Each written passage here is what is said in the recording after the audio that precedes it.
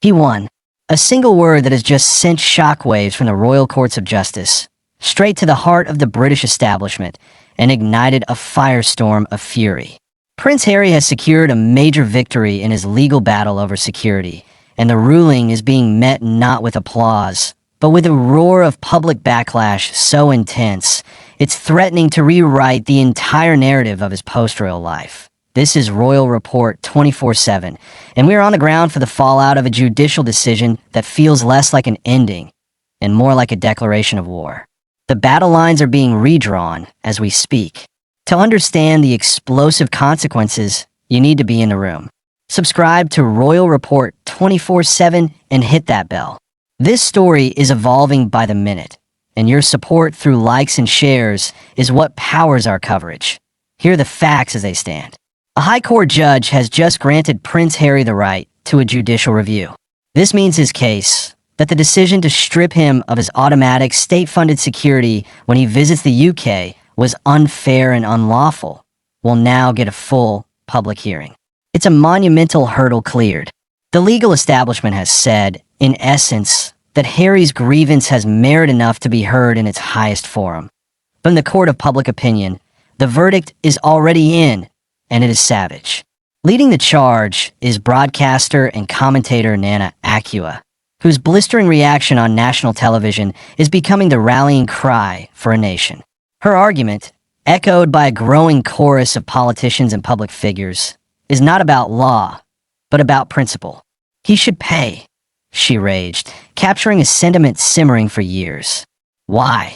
The argument goes, should the British taxpayer foot a bill estimated in the millions for the protection of a man who voluntarily left his royal duties, criticizes the institution relentlessly, and earns a fortune abroad?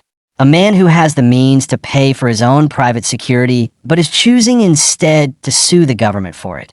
To grasp the depth of this rage, you have to see this as more than a security detail. This is about symbolism, about fairness, about the very contract between the royal family and the public. For decades, that contract was understood.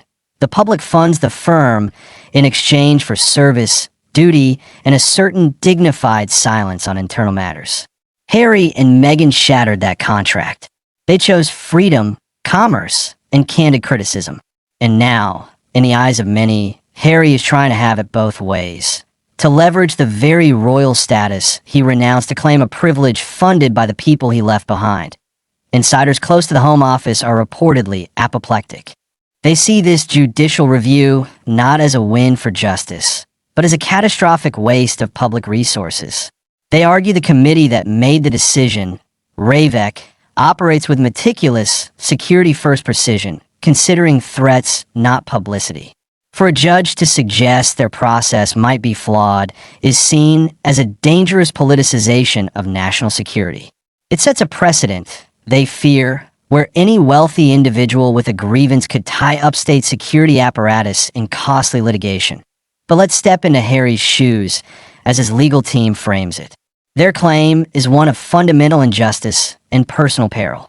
They argue the threat level against him and his family, fueled by his birth, his mother's legacy, and his wife's race, has not diminished because he changed his job. The risk, they contend, is inherent and permanent. To deny him the same security methodology as other senior royals when on British soil is, in their view, an irrational, punitive decision made not on safety grounds, but as a political and personal penalty for his departure. This judicial review is his proof that the system is rigged against him. Now, the figure of Nana Akua is critical here. She is not a fringe voice. She is articulating a mainstream, visceral frustration.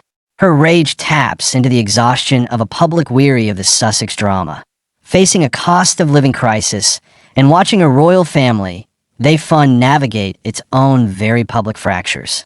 Her phrase, "he should pay," isn't just about money. It's about accountability. It's about the perceived audacity of a prince demanding a taxpayer-funded shield while openly building a lucrative life outside the system that provides it. The historical parallel is unmistakable. This is the Duke and Duchess of Windsor scenario, but with a modern, litigious twist.